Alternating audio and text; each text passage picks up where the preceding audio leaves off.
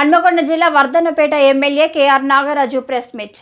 కవిత జైలుకు వెళ్ళాక కేసీఆర్ మతిస్థిమితం కోల్పోయాడు. కేసీఆర్ కుంభకర్ణ నిద్ర లేచిండు. ప్రజలను మోసం చేయడానికి నిన్న దేవరుప్పలకి వచ్చాడు. రైతులను మోసం చేసిన పాపం కేసీఆర్దే. రైతు బంధు పేరుతో కోట్ల రూపాయల స్కామ్ చేశారు. కేసీఆర్ చేసిన తప్పులను రేవంత్ రెడ్డి సరిచేస్తూ వస్తున్నారు.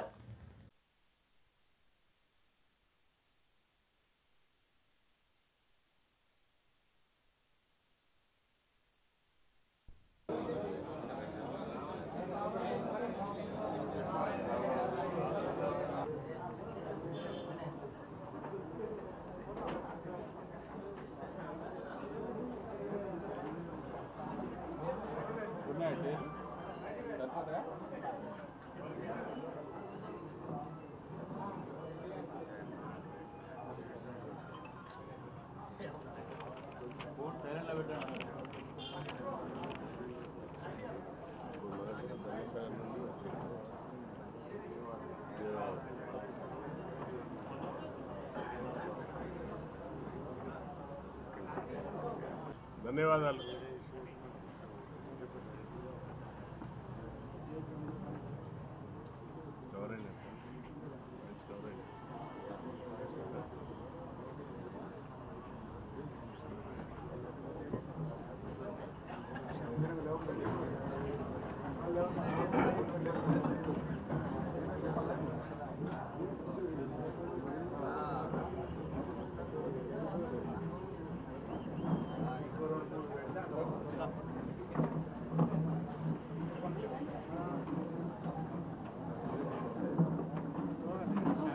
లేవండి, కొంచెం ప్రెస్ వాళ్ళందరినీ కూర్చుని పెట్టారు.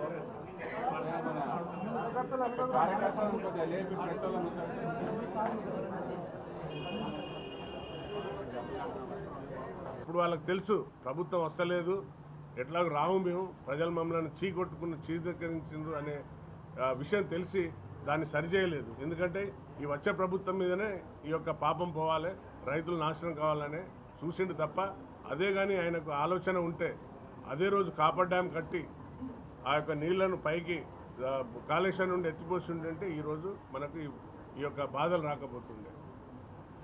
కరెంటు విషయంలో మాట్లాడుతున్నాడు. కాంగ్రెస్ రాగానే కరెంటు కష్టాలు వస్తాయి, రైతు కష్టాలు వస్తాయి అని అంటున్నాడు. కాంగ్రెస్ వచ్చినప్పటి నుండి వచ్చే నెల రోజులు కాలేదు, 90 రోజులు పూర్తి అవుతుంది. 100 రోజులు 4 నెలలు అంటే సుమారుగా 4 నెలల్లో పోతున్నాం. ప్రజలతో మమేకమై పోతున్నది ప్రభుత్వం. ఎక్కడ కూడా ప్రజలకు అన్యాయం జరుగుతుంది, ఎక్కడ జరుగుతుంది వాళ్ళని ఆదుకునే రైతుకు ఏ విధంగా ఆదుకోవాలనే దిశగా పోతున్నది. నువ్వు రైతు బంధుతోని కోట్ల రూపాయలు స్కామ్ చేస్తుంది. ఇప్పుడు దాన్ని సరి చేసుకుంటూ సరైన రైతు ఎవరు, రైతుకు ఎంత రావాలి, 5 ఎకరాలకు ఇద్దామా 10 ఎకరాలకు ఇద్దామా అనే ఆలోచనతో ఉన్నారు. మాకు కూడా పడ్డాయి, అయ్యా మాకు కూడా వద్దు, సరైన రైతుకు సరైన ఫార్మర్కి ఇవ్వండి.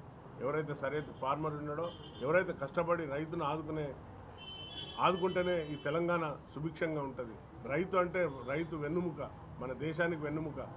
అలాంటి రైతుకి కన్నీళ్ళు పెట్టిండంటే ఈ యొక్క దేశం బాగుపడదు, దేశానికి అరిష్ట అనేది అందరికీ తెలుసు. అలాంటి రైతులను ఆదుకునే మా యొక్క కాంగ్రెస్ ప్రభుత్వం తప్పక ఆదుకుంటుంది. అదే కానీ ఈరోజు ఈ తుఫాన్ వల్ల వచ్చి ఎండలు ఎక్కువైపోయినాయి, వాటర్ లేకుండా, అదే వీళ్ళు నీళ్ళు మిషన్ కాకతీయ అన్నారు, మిషన్ భగీరథ అన్నారు, చెరువు కూడికలు తీసినా అన్నారు. మరి ఎక్కడ పోయినాయి నీళ్ళన్నీ? చెరువు కూడిక తీస్తే నీళ్ళు ఉండాలి కదా చెరువులల్లో. రండి, నాతో రండి, మీడియా మిత్రులు నేను కోరుతున్నా, రండి. మా వర్ధనపేటకు కూడా ధర్మసాగర్ నుండి రావాలి నీళ్ళు, దేవదాలో నీళ్ళు. దాన్ని కూడా సరిగా పట్టించుకోకపోతుంది, దాన్ని కూడా సరిగా చేయకపోతుంది. ఇప్పుడు వచ్చి మళ్ళా ముసలి కన్నీళ్ళు కారుస్తుంటాయి రైతుల కోసం. నాకు గుండె చెదిరిపోతుంది, నాకు దుఃఖం వస్తుంది, నేను బాధతో చెప్తాను. నువ్వు కానీ నీకు ఇంత చిత్తశుద్ధి ఉంటే ఈ సెటప్ సభలకు వచ్చి ఆన్సర్ జవాబు చెప్పు, అడిగే ప్రశ్నకు మా ముఖ్యమంత్రి అడిగే సమాధానాలు చెప్పు. నువ్వు చేసిన పాపాలకు ఈరోజు రైతు కన్నీరు పెడుతున్నాడు. మీ యొక్క పాపాల వల్లనే ఈరోజు రైతులంతా రోడ్ల మీదకి వచ్చిండ్రు. కరెంటు పక్కా ఇస్తున్నాం, 24 గంటలు కరెంటు స్వచ్ఛంగా 18 గంటల వరకు. ఎందుకంటే ఎండలు ఎక్కువైపోయినాయి, అన్ని మిషన్లు నడుస్తున్నాయి, బోర్బావులు ఎక్కువగా వాడుతున్నారు. మీరు తీసుకోండి, స్టాటిస్టిక్ ఇస్తా నేను, ఇది తప్పుడు అబద్ధాలు కాదు. ఇందులో కరెక్ట్గా 78% గ్రౌండ్ వాటర్ ద్వారానే మన రైతులు, అక్కడ ఉన్న రైతులు పండిస్తున్నారు. బోర్లు మనకు సుమారుగా 214 నుండి 24 సంవత్సరాలు అంటే 10 సంవత్సరాల్లో 24 బోర్లు ఇంకా 24% పెరిగిపోయింది. బోర్వెల్స్ 11% ఉండి 24%కి వచ్చింది. ఆయన ఎక్కడ కూడా కాలువలు చేయలేదు, అక్కడ కాలువలు ఇవ్వలేదు. 22% మాత్రమే కాలువ ద్వారా నీళ్ళు వస్తున్నాయి అక్కడ.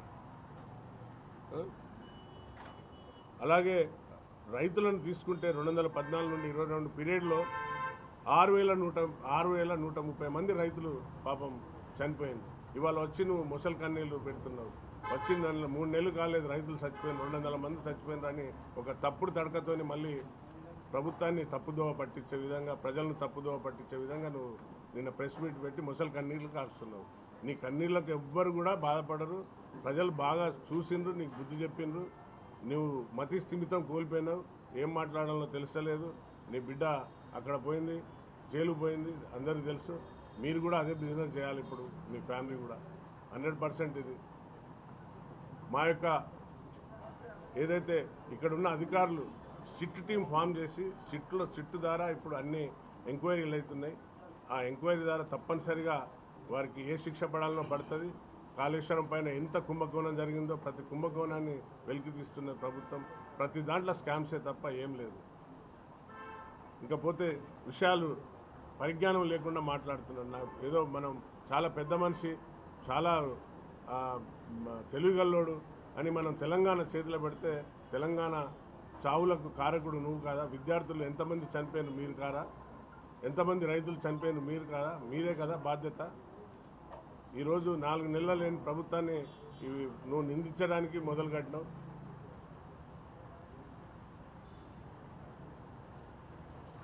ఇది ప్రజల చేతితో ఎన్నుకోబడ్డ ప్రభుత్వాన్ని కూలగొడదామని శపథాలు చేస్తున్నారు. మొన్న ముఖ్యమంత్రి గారు కూడా చెప్పిండ్రు, మేము తలుచుకుంటే ఒక 2 నిమిషాలు కాదు మీది, కానీ అలాంటి పరిపాలన చేయం, ప్రజల పరిపాలన చేస్తాం. ప్రజలతో ఎన్నుకున్నబడ్డ పాలన, సుభిక్షమైన పాలన అందించడానికి కాంగ్రెస్ ప్రభుత్వం ఉంది. ఈ యొక్క ముసలి కన్నీళ్ళు మర్చిపోయి నువ్వు పోయి ఫామ్ హౌస్లో పండుకోను, నువ్వు దానికే అంకితం అవుతావు, దానికే చెందుతావు తప్ప నువ్వు ఫామ్ హౌస్ నుండి వాళ్ళ కుంభకర్ణిలాగా నిద్ర నిలిసి వచ్చి మా యొక్క ప్రభుత్వం మీద మట్టిపోయడం సరికాదు.